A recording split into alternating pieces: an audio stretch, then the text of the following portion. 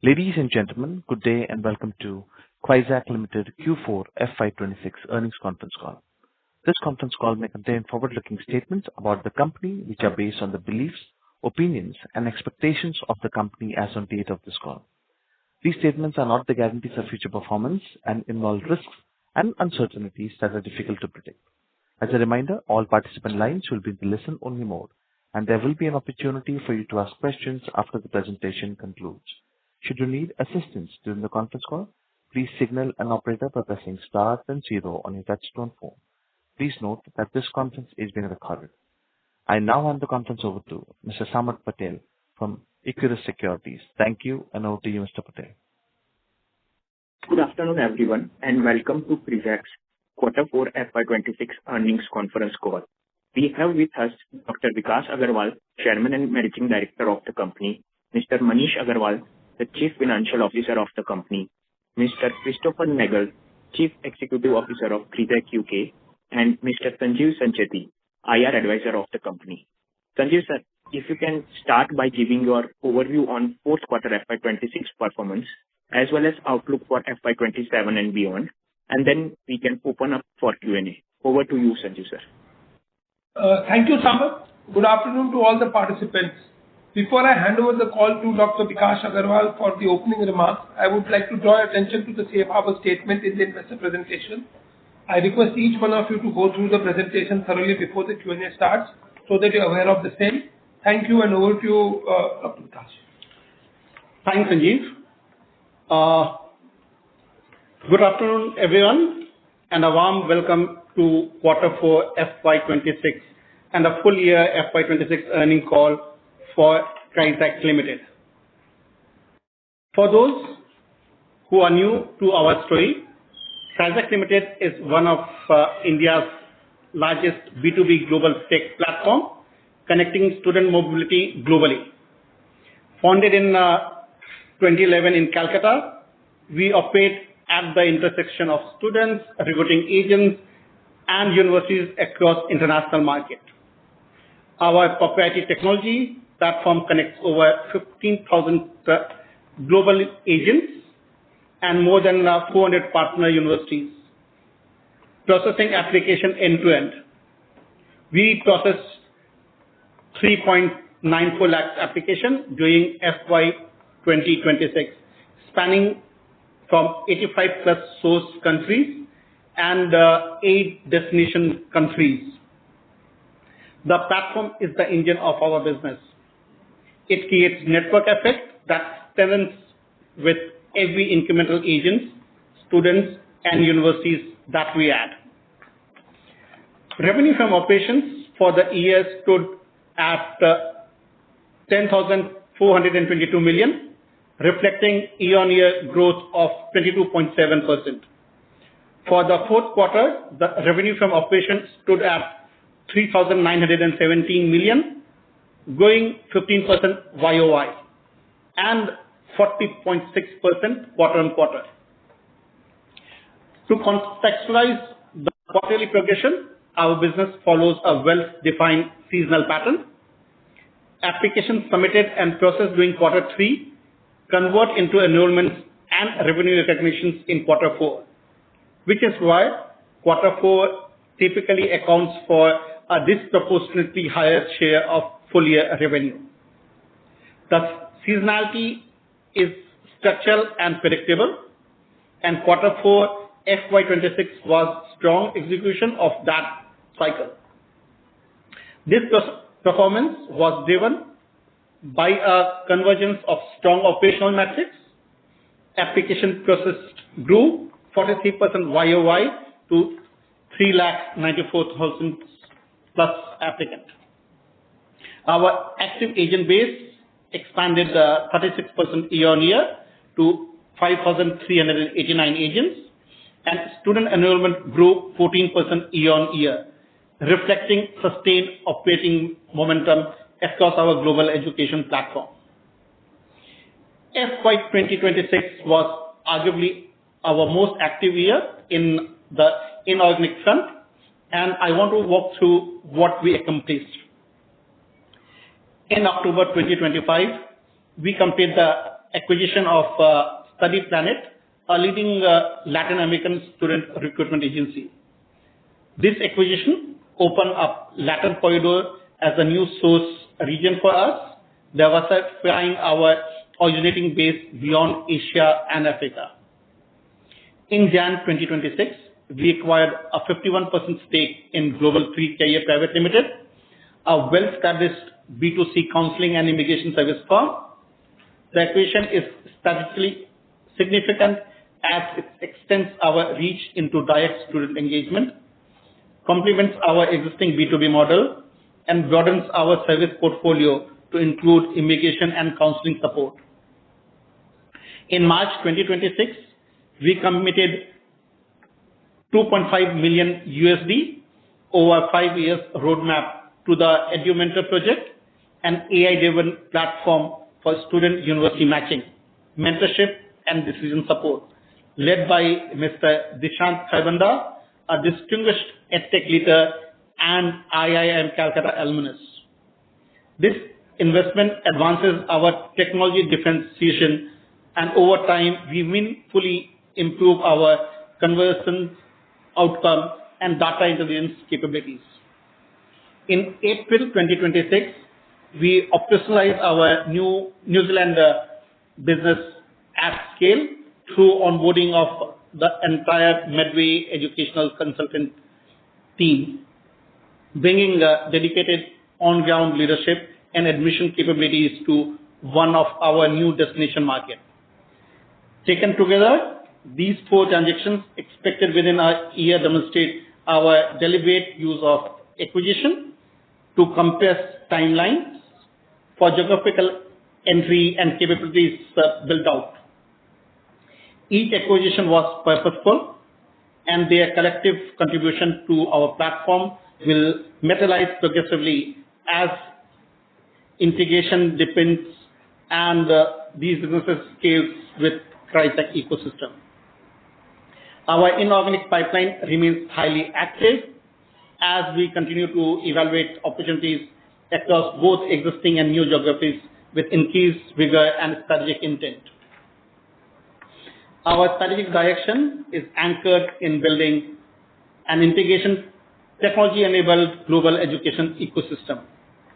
We are scaling across 3 interconnected dimensions: geographic diversification, both in source and destination market, expanded ancillary services, including accommodation, student loan, visa, insurance, and forex, and inorganic acceleration using targeted acquisitions and partnership to extend our reach and service depth. We are also building our B2C capabilities alongside our core B2B model.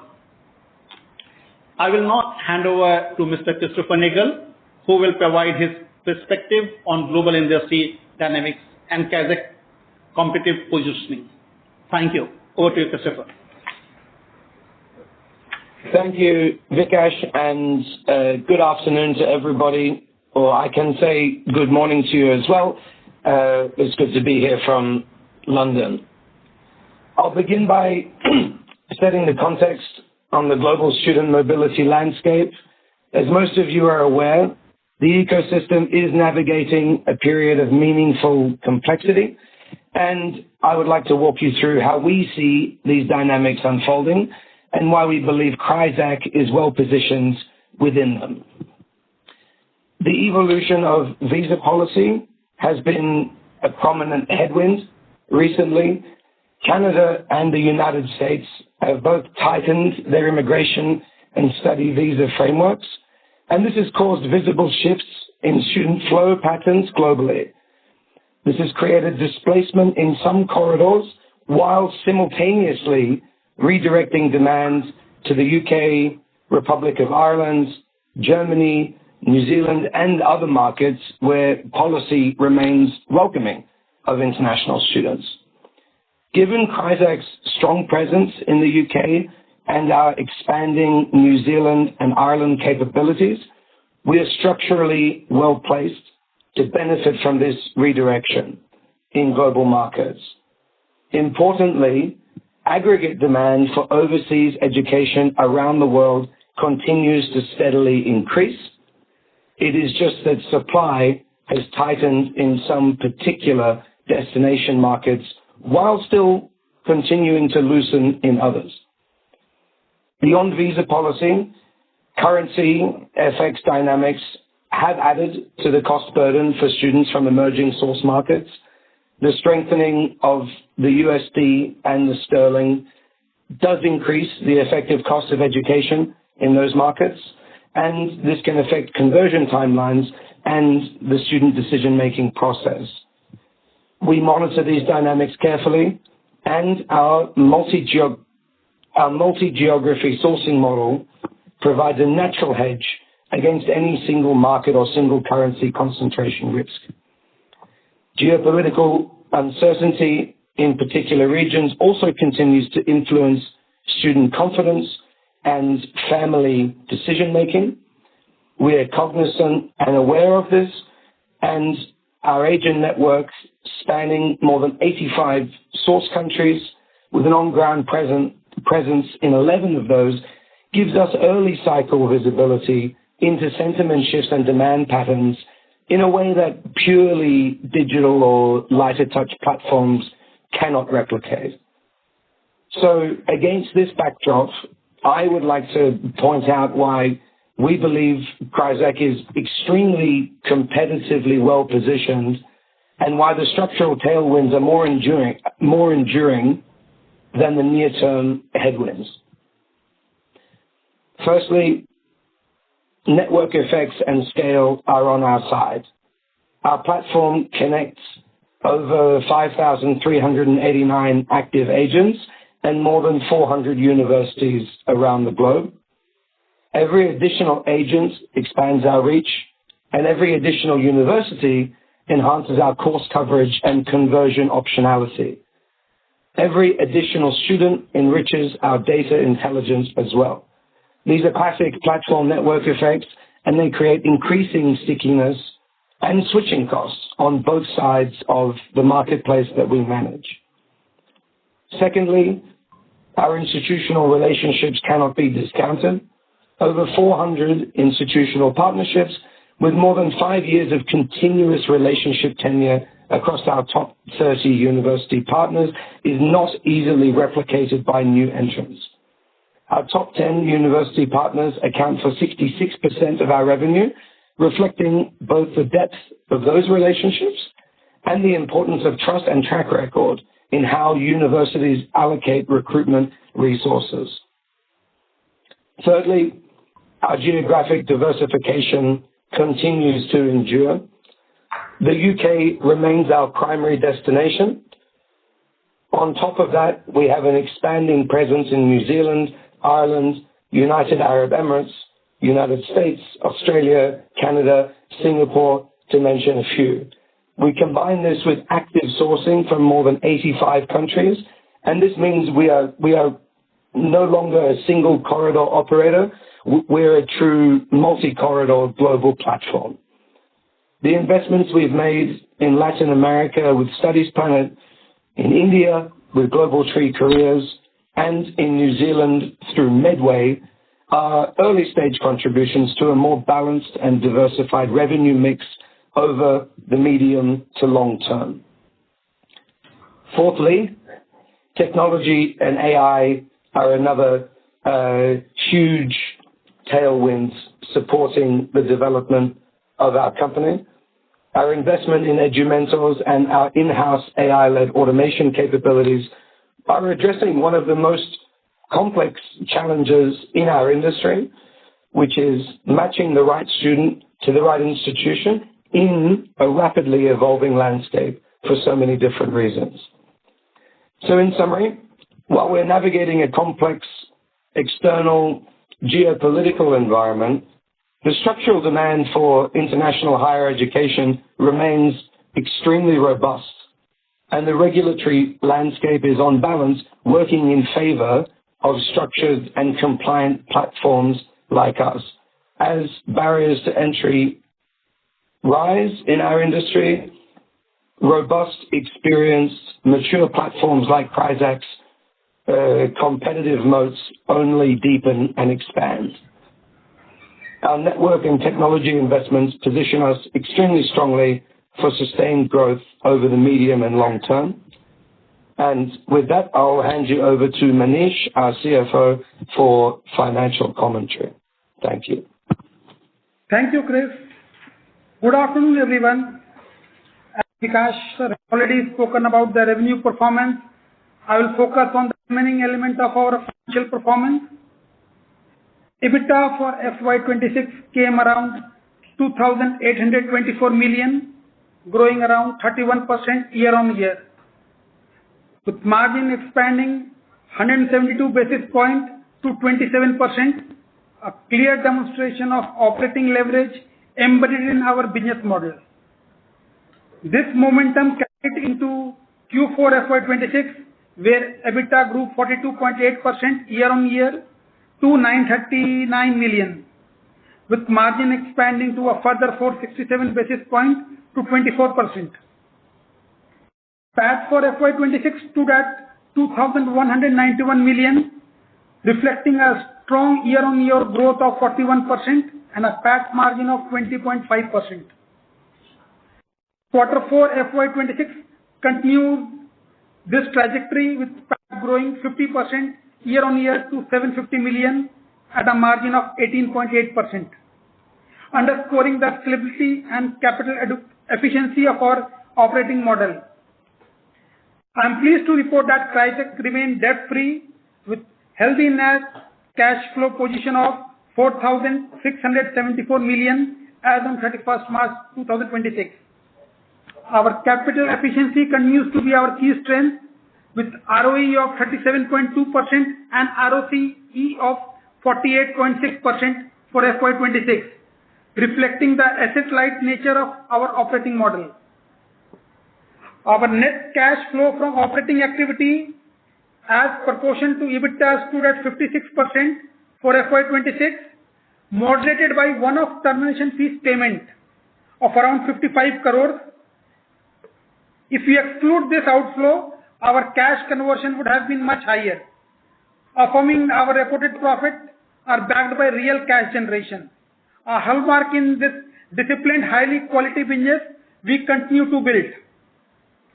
Anchored by our cash generation, the board declared a dividend of rupees 8 per equity share in quarter 4 FY26, representing a dividend payout of approximately 64%, which is higher than our committed 40%,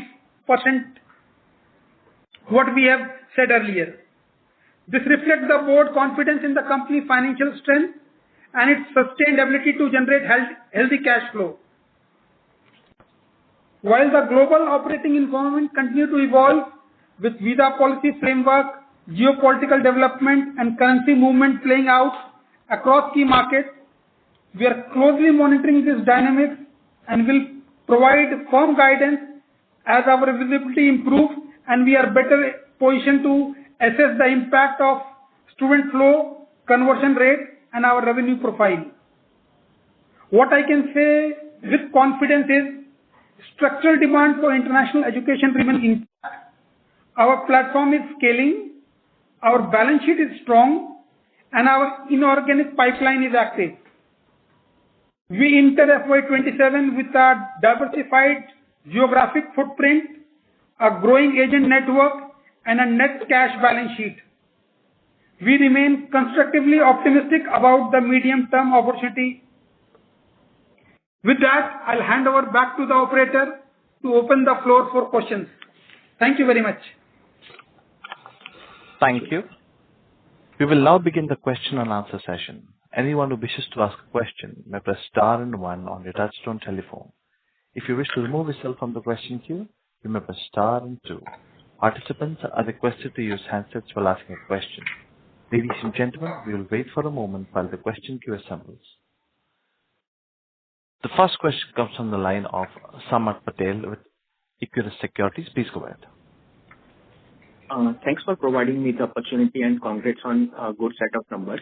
I have 3 set of questions. First one is, if I just look at the application growth, that remained very strong at around 53%, 43% on a year-on-year basis, while enrollment growth was relatively lower at around 14%. So what explains the divergence, and how should we think about conversion rates going ahead? That's my first question. Hi, Samar. Thanks for your question. Since we are growing geographically into multiple markets, the conversion rate varies from market to market. In total, our conversion was 14%, which shows a mix of location like India, where a general conversion is around 10%. It also shows we have recruited students from China and Latin America market, where the conversion is traditionally higher, around 20%. And at the same time, we also recruit students from Africa, where the conversion rate is around 5%. So, this time we have given the number of students recruited during the year, so that you can have a better idea about how the company is growing. And the conversion obviously is one of the parameters to judge that. Understood, sir. That was really helpful.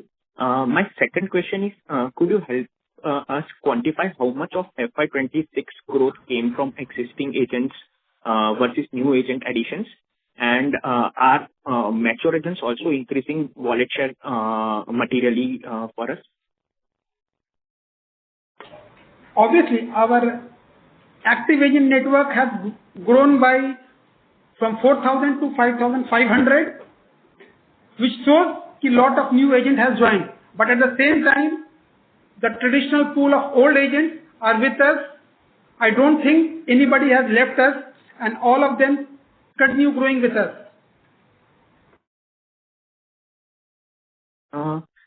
Any quantification that we can do in terms of growth which came from existing agents versus new agents?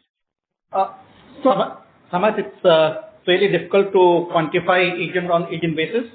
Our agent contribution is very widely diversified. So the contribution from agents submitting a very low number of applications are very high. So it becomes very difficult to quantify what's the growth agent on agent basis, because the number of agents are roughly 5,300 active agents. Understood, sir. That is helpful. And my last question is, given increasing visa scrutiny in key study abroad markets globally, are you seeing any change in the student intent, application quality, or let's say acceptance rates across geographies? If you can just give some qualitative flavor around our main geographies, that would be really helpful. Sure. This scrutiny was always there, and one of the key KPI which Crizac is supposed to deliver to all the university partner is recruiting genuine students whose intention is to go and study in any of the partner universities where we are placing them. So yes, there is a high scrutiny of visa applicant at a visa stage, but as a company we had always been recruiting high quality students, so it's not really affecting our market share. Understood, sir. That is really helpful. Thanks for providing me the opportunity, and I will get back in the queue for the further questions. Thank you. Thank you. Next question comes from the line of Sukriti Patil with Eyesight Fintrade Private Limited. Please go ahead. Good afternoon to the team. I have two questions. The first question to Mr. Christopher is, looking ahead, how do you see the company's UK operations evolving to strengthen its global footprint? What measures are being taken to enhance cross-border synergies, student engagement, and compliance with international education standards? That's my first question. I'll have my second question after this. Thank you.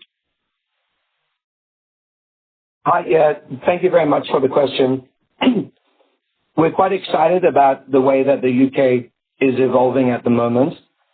The UK recently introduced a comprehensive regulatory regime for student recruitment platforms such as Crizac, known as the Agent Quality Framework. It's quite a burdensome, heavy regulatory regime, and this means that only sort of mature, sophisticated platforms are in a position to comply with it and operate at large scale. So from a UK client side perspective, at the moment we're focused on and excited about implementing this agent quality framework, and it's sort of giving us a fantastic base and platform to continue our expansion in other markets where we will see more growth because we are less mature. Thank you. My second question to Mr. Agarwal is, from a technical point of view, how is the company optimizing its capital structure to balance growth investments in education services and overseas expansion with debt sustainability, especially given the capital-intensive nature of global advisory business? Can you elaborate on the framework being used for cash flow forecasting, interest rate management, and working capital efficiency to ensure liquidity while still maintaining the profits above the green zone? Sure. The company is maintaining a very healthy balance sheet. We have more than 470 CR of cash reserve with the company. So company is in a very healthy position to make any sort of investment which might be required both nationally and internationally for the growth of the company. Thank you. And sorry, go ahead. Generating more cash than the investment which is required for its growth. Okay, thank you, and best wishes. Thank you. Thank you. Next question comes from the line of Naitik with NV Alpha Fund. Please go ahead. Hi, sir. Thanks for taking my question. So my first question is, as we are diversifying our source markets to beyond India, how do we see the enrollments growth coming in? Because, these markets are new and the conversion rates are slightly lower. So how do we see enrollments growing year over year, in the coming years? Thank you. When Crizac started, Crizac was predominantly operating in India as its source market. Today, we have expanded into multiple geographies and recruit students from more than 85 different nationalities. If I look at the student origin country, predominantly till last year, India used to contribute more than 50% of our total number. Today, global rest of India is contributing more than 50%, while India's share has reduced less than 50, showing that we are diversifying into multiple countries. Diversification helps us improve our student enrollments, again, thereby diversifying our risk from and dependence from any particular source country. Countries like Africa, where, as Manish said, your enrollment conversions are lower, but at the same time, we are expanding into countries like Southeast Asia and China, where conversions are much higher compared to that of rest of the world. So overall, if I look at net conversion, it remains very similar and in line with what in India converts of roughly 10%. No, sir. My question was absolute growth in terms of enrollments and not conversion percentage. Because, I would assume that there would be some sort of ceiling, especially in terms of realization that we get per student. So increase in the realization, there would be some ceiling. So, what sort of volume growth or enrollment growth in absolute percentage terms, do we envisage in the coming years? Hi, we have been growing around 10 to 20% year on year. This year, the student number has grown by 14%. Going forward, we look to grow by the similar or higher percentage. Okay, got it. Similar or higher percentage, got it. And so my second question is, in terms of university or country diversification, or country of placement diversification, we were looking at entering Australia. So any plans on that? Any thoughts around the same? Sure. In terms of country diversification, we have already expanded into New Zealand, and as of today, we represent all the institutions of New Zealand. We have expanded into European countries as well, like that of Germany and France. Australia, we are doing some. We still need to diversify a bit more into Australia, which is an ongoing process. Got it. That's it from my side, sir. Thank you. Thank you.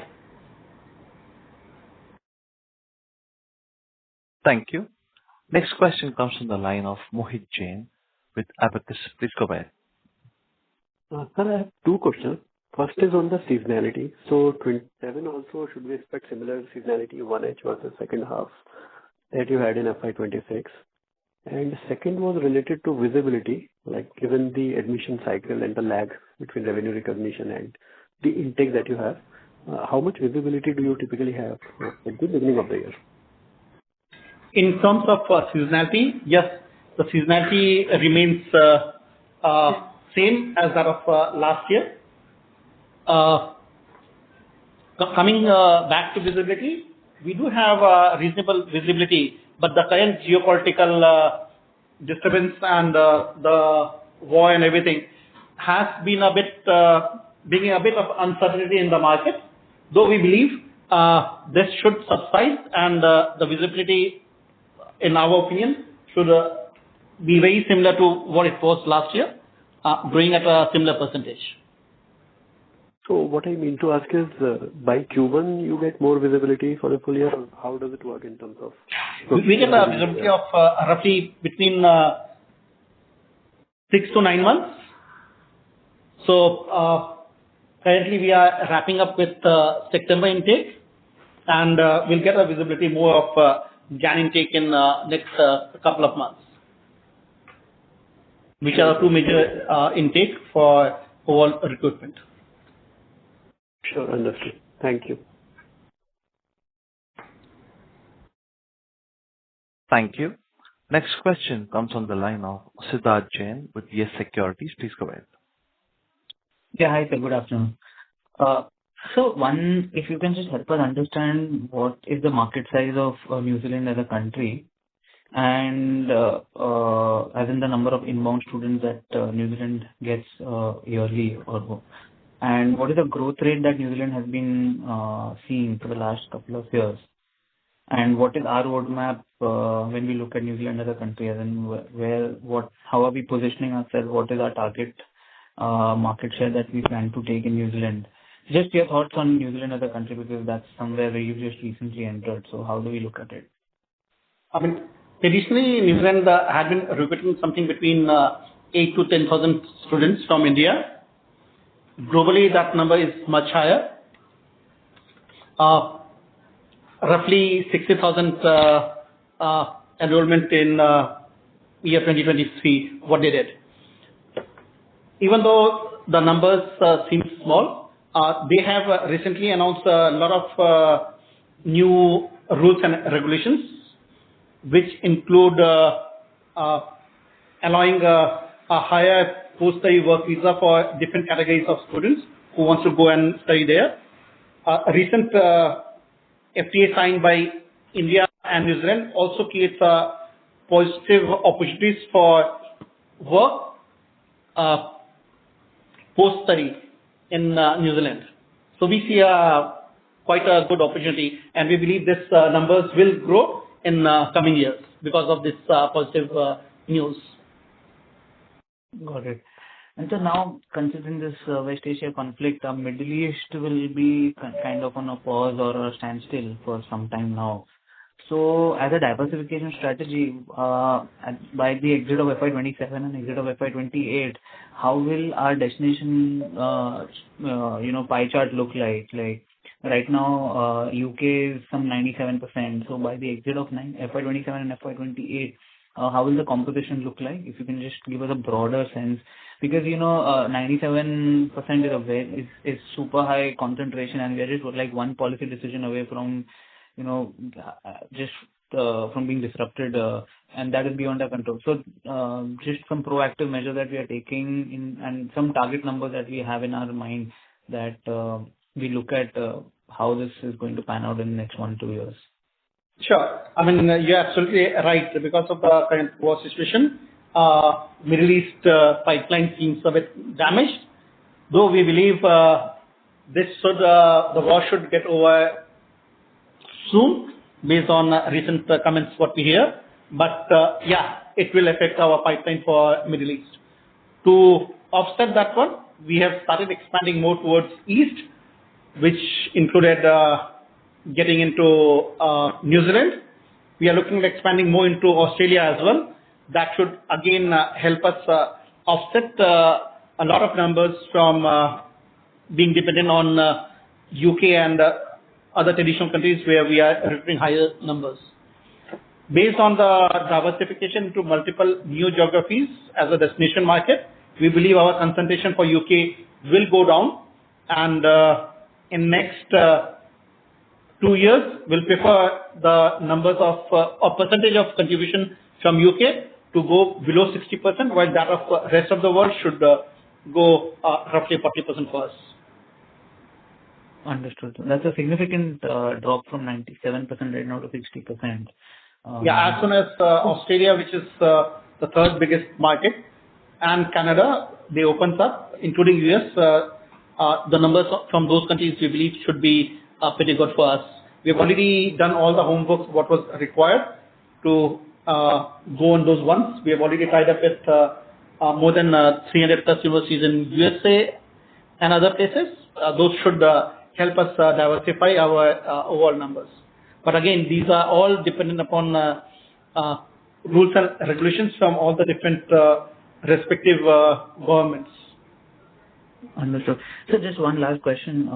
So we've been actually trying to enter Australia since a while. If you can just help us understand what are the difficulties or road bumps that we are facing. I know I'm fully confident that we will eventually overcome, but just to understand what are these roadblocks that are coming our way, which is delaying or pushing our entry into New Zealand in a meaningful manner. Sure. As we had mentioned this in multiple interaction with all our investors, getting contracts from universities is the biggest challenge or the blocker for anybody to get into this business. It applies for Crizac as well. So for us to get these contracts secured from Australian University is not that easy. This involves a multi-year negotiation, interaction with all the university partners to make them confident that yes, Crizac can recruit a right quality of students and a right number of students for them. We believe we have already done most of the work. We've started getting some of the contracts from Australia, and we believe over the next 3 to 6 months, we should be able to start recruiting and become a reasonable recruiter for all the Australian institutions. Got it. Great, sir. Thank you so much, sir. All the best. Thank you. Thank you. Next question comes from the line of Niharika with Anand Rathi. Please go ahead. Hello, sir. Firstly, congratulations on a good set of numbers. I have a couple of questions. Starting with our margins for the fourth quarter have been higher as compared to the same quarter last year. What do we feel is the sustainability of this trend? Hi, Niharika. First, we have been growing and our Q4 number has been 20% higher than the last year. So there's an increase in the margin. At the same time, because of positive currency movement in our favor, the pound has gone up substantially. This has resulted in a higher profit in Q4, which we feel is transitional in nature, and it will even out gradually. Okay. And so my next question is around our working capital cycle. It seems to be better in this quarter. So are there any changes that have happened in terms of the university or the agents? Not as such. It's just we are becoming more organized. So we are able to manage it in a much better way. Okay.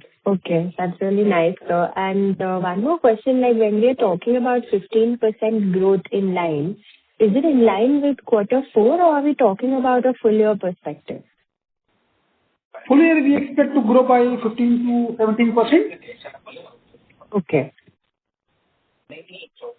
And so just one last question. When we talk about agent diversification, how do we see the same trending with respect to China and the newer geographies that we are targeting? And we are adding more and more agents from the rest of the world compared to that of India, which includes China and all over different regions in the world. Okay. Okay. Thank you so much. Thank you. Thank you. The next question comes from the line of Pawan Punjabi with Range Venture. Please go ahead. Hello. Hi, sir. Just wanted to check on the big markets, that's Australia, Canada, and New Zealand. If we have to prioritize in terms of growth drivers, I believe the next is coming from Australia. How would we rank for the 60%, whether Australia will be the kicker for us, Canada would be the kicker for us, or US would be the kicker for us? I mean, it depends on the geopolitical situations. At the moment, US is not really issuing much of visa appointments. So I believe Australia followed by US would be a kicker for us, but both the countries recruit huge number of international students. So whichever opens first would be the one where we believe the numbers will be higher. But in my opinion, it will be Australia followed by US. Understood. And so given that IDP is a big player in Australia, how is the competitive intensity to go there given that IDP is already present in multiple countries across the globe and like is a known brand? Yeah, definitely IDP is one of the biggest market leader for Australian market. But at the same time, there are a good number of companies who recruit decent numbers for Australian universities. So yes, Crizac will be one of the players we believe will be contributing to Australian universities, including that of IDP as well. Okay, and just one last... Sorry. Yeah. Apart from that, our business model is very different. IDP is a brick and mortar business, while our is a platform, tech-enabled platform which helps students' mobility. Understood. And so last question on the gross margin. We are seeing some improvement in the gross margin. Is this because there's a change in mix or how do we read this? And on a yearly basis, 29.5% has moved to 32.5%. How do we read the gross margin improvement to? What do we attribute this to? A major part of this actually is attributed to the forex movement, which has moved substantially from 110 to 125. Understood. But Understood. in this segment, the profit margin will remain the same. Okay. Understood. Got it, sir. That's all from my side. Thank you. Wishing you. Thank you. Thank you. Next question comes from the line of Disha with Sapphire Capital. Please go ahead. Hello.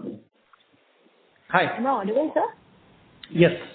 Yes. Thank you so much, sir, for this opportunity. Couple of questions, sir. Firstly, on our overall growth, so how do you look at the revenue growth, sir, for FY27, given the geopolitical situation? And we've done a lot of acquisitions as well. So how should one look at that? Disha, it would be a bit, we are going to issue the guidance in next quarter, but we believe we should grow in line with the same percentage what we have been growing year-on-year basis. But I think just as the geopolitical situation improves, we'll be in a better position to give a firm guidance in the coming quarter. So we'll hold on to giving firm guidance here. But on a conservative basis, we can say 20-25% will be the minimum. Will that be fair assumption? It will be difficult to give a guidance at this stage. Let's wait for a bit more clarity to come before we give a firm guidance. Okay, fair enough. And so on the gross margin, you mentioned that we saw some of the benefit coming in from the forex movement. So going ahead on a normalized basis, what will be the steady state gross margins and EBITDA margins that we should look at? again, it's the same, the average you can take, and it will remain the same.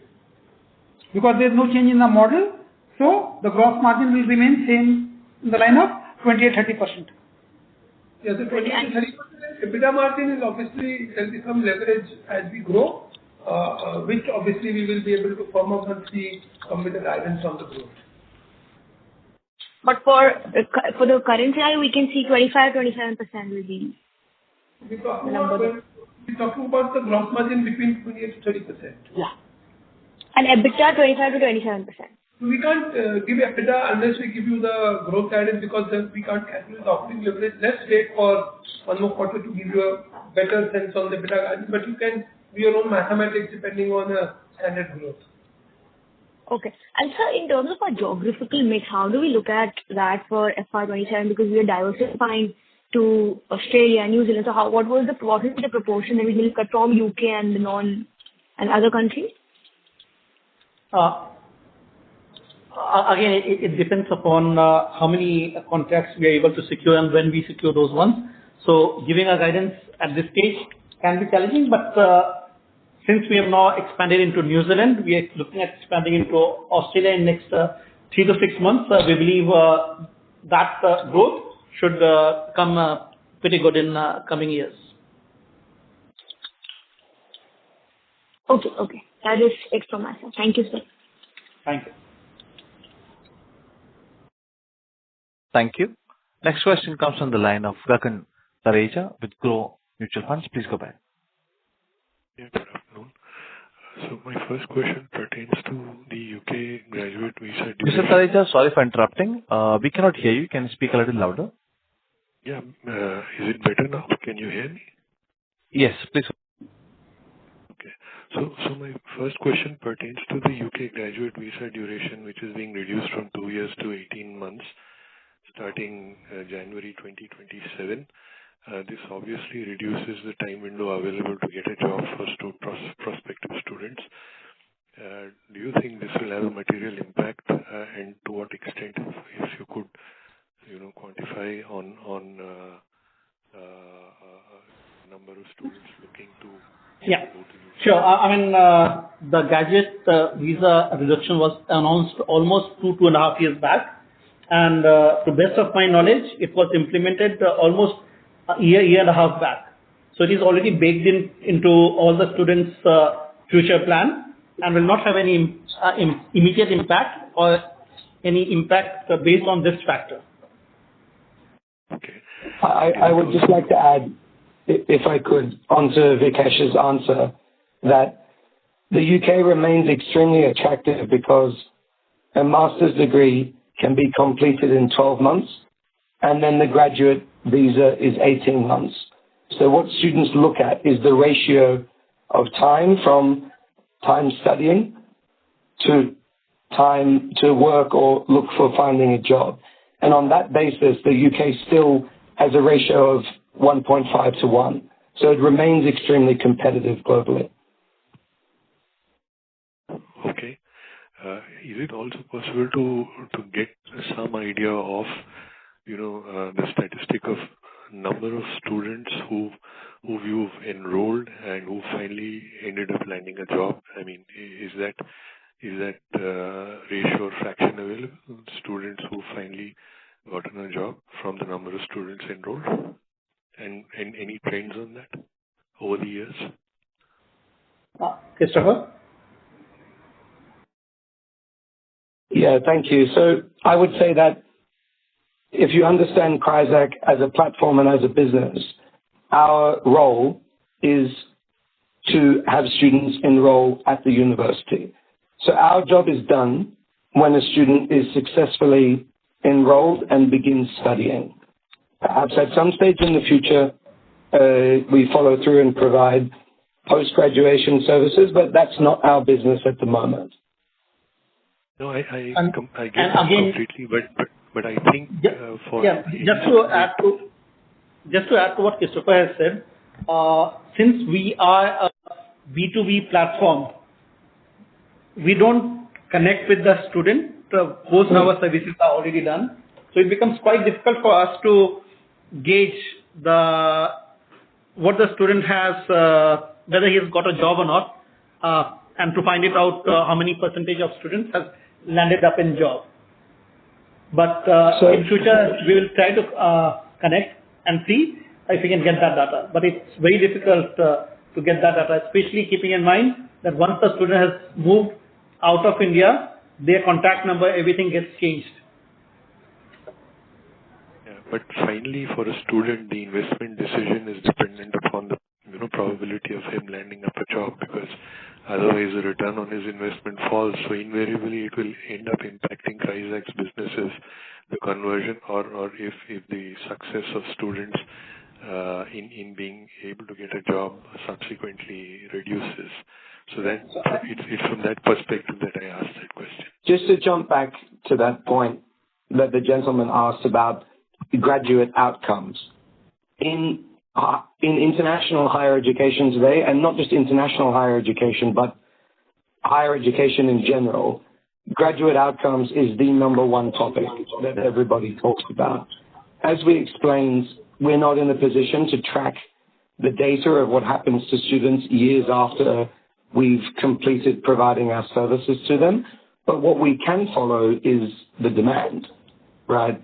So we know where there is a strong graduate market because new students want to go there. And the publicly available data and the word of mouth information that goes around gives us a strong indication, particularly because we can monitor demand very well based on the applications that come in.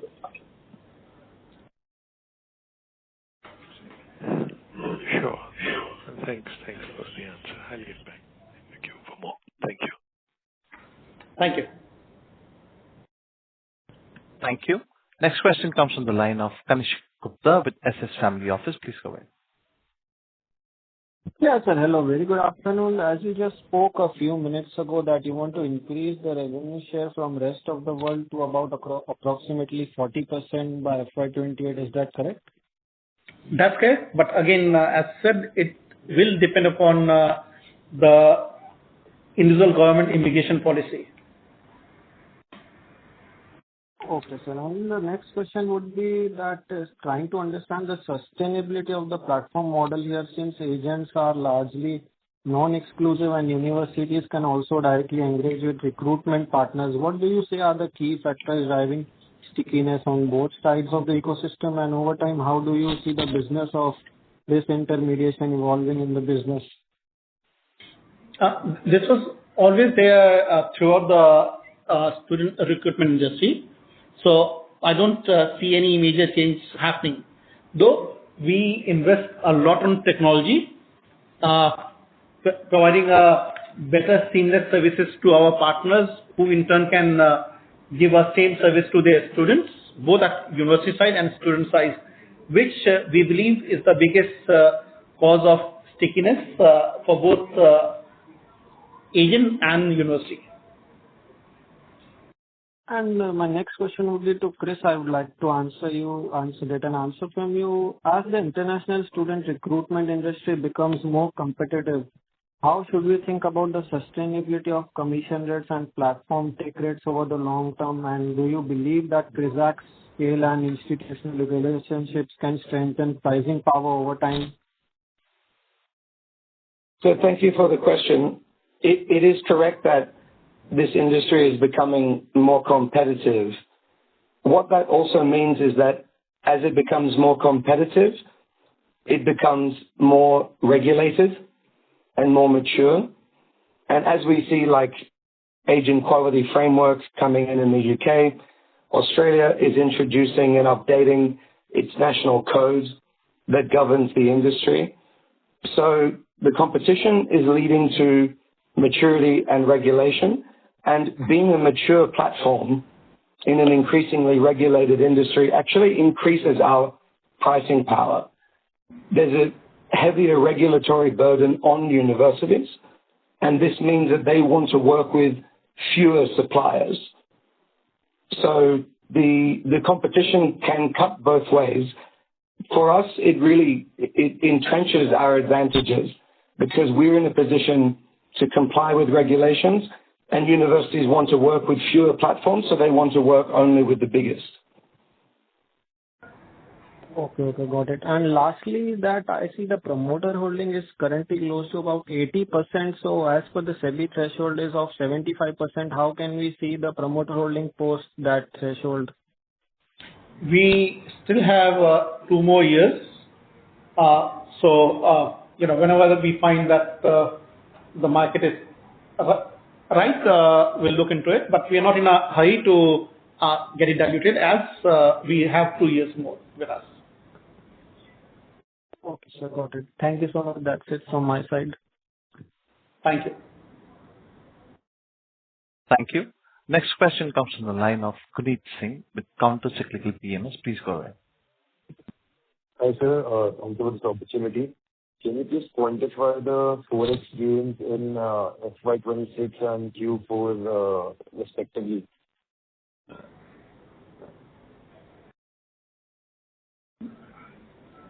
Just hi. Mr. Singh, sorry for interrupting. We cannot hear you. Can you speak a little louder and come in the range and talk? Is it audible now? Yes, please go ahead. So, can you please quantify the forex gains in FY26 and the fourth quarter? It's 1.28 crores. 1.28 crores in Q4. So we will.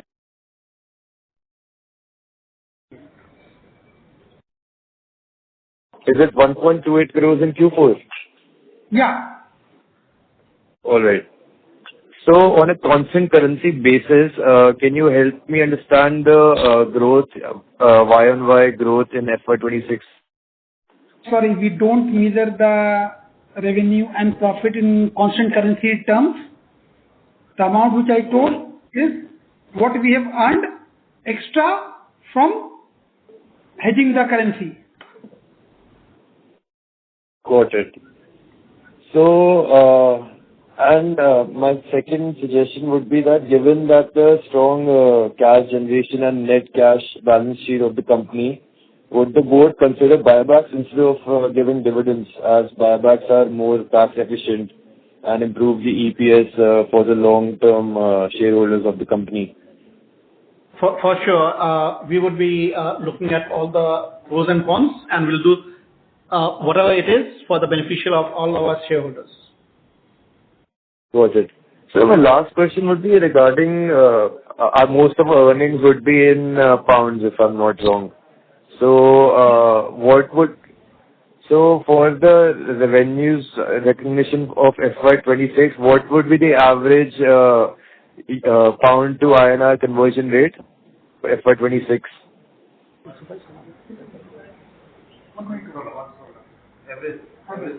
We have taken 116 as the average while preparing the financials.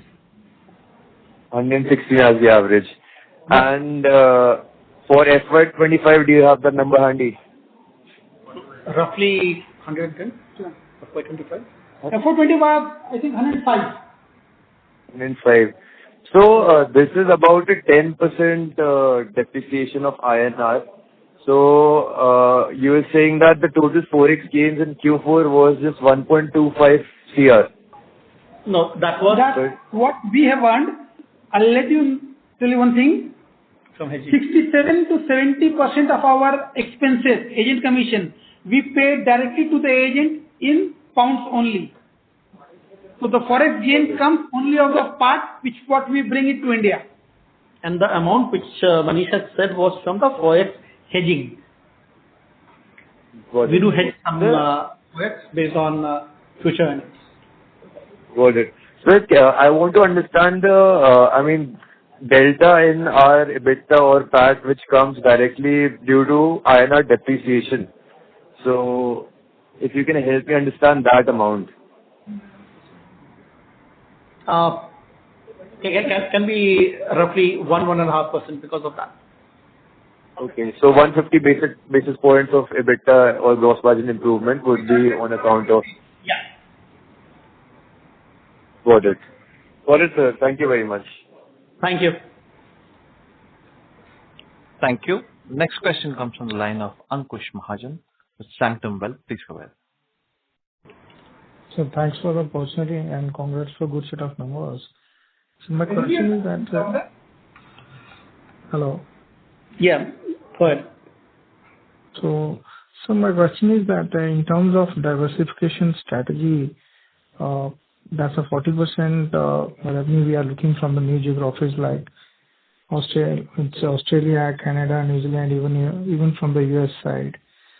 So can we say that what are the growth numbers that we are talking for the, it could be on the higher side, rather than a 15% of a growth, it could be on the higher side growth? I understand. The 40% which you are discussing, we are talking about 3 years from now, subjected to individual immigration rules from respective countries or destination countries. Again, coming to the guidance, we have decided to give a guidance in next quarter because of all the geopolitical disturbance which are currently making us difficult to gauge how the world will be in coming years or coming month. I'll request you to wait for 1 quarter for us to give you the right kind of guidance. So earlier in the Concall, the guidance given is 10 to 15%, 15 to 20% of a growth. So how would you, would you like to say on it? We believe that we should achieve that one, subjected to if the geopolitical things get settled soon.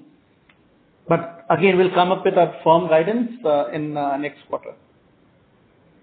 Thank you, sir. Thank you. Thank you.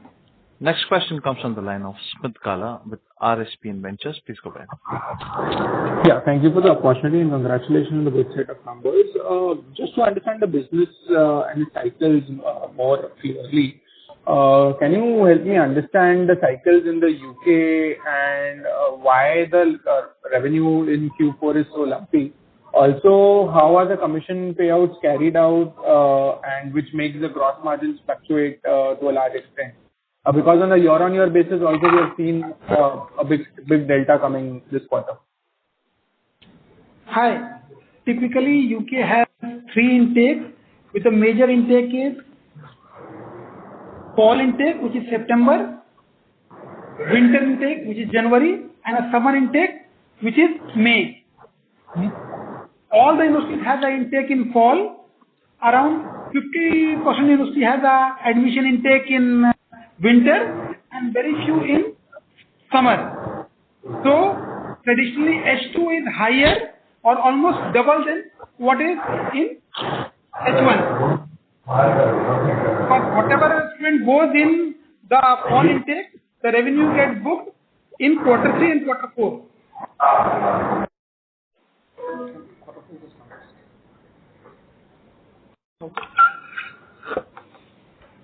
Hello.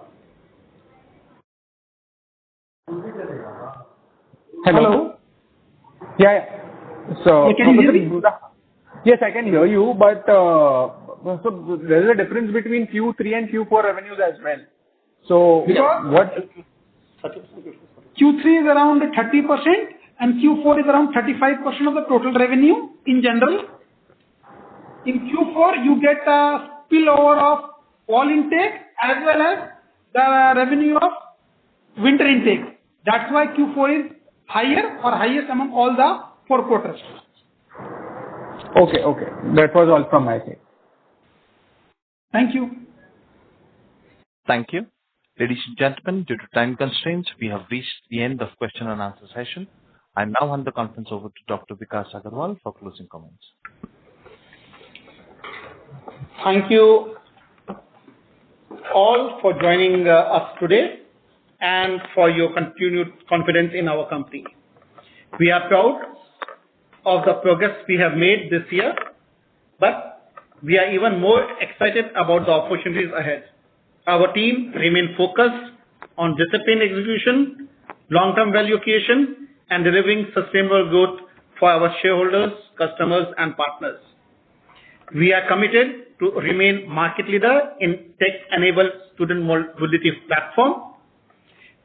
We appreciate your ongoing support and engagement, and we look forward to updating you on our continued progress over the near future.